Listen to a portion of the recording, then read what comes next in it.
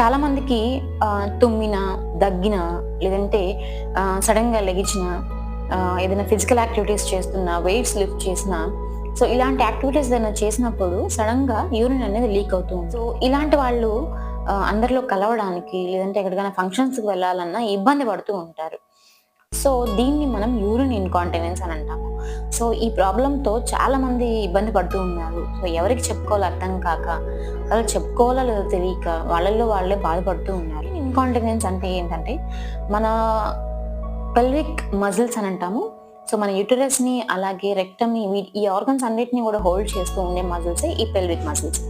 So ఈ pelvic muscles టైట్‌నెస్‌ని కోల్పోతాయి. అంటే లూజన్ అయిపోతాయి. ఎప్పుడైతే ఈ పెల్విక్ మజిల్స్ అనేవి లూజ్ అయిపోయినాయో without person's intention, so intention లేకుండానే యూరిన్ అనేది లీక్ అవుతూ ఉంటుంది.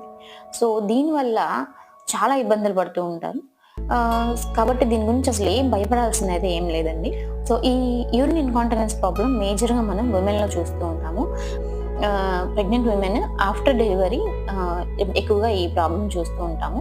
సో ఈ ప్రాబ్లమ్‌కి ఏజ్‌తో సంబంధం లేదు. ఎవరికైనా వస్తుంది, ఎప్పుడైనా వస్తుంది. ప్రాబ్లమ్‌ని మనం తొందరగా రెక్టిఫై చేసుకోకపోతే యూటీఐ అంటే యూరినరీ ట్రాక్ ఇన్ఫెక్షన్స్ వచ్చేసే అవకాశాలు ఉంటాయి. అండ్ అలాగే మనం సోషల్‌గా కూడా అందరితో మింగిల్ అవ్వలేకపోవడము ఇవన్నీ ఉంటాయన్నమాట.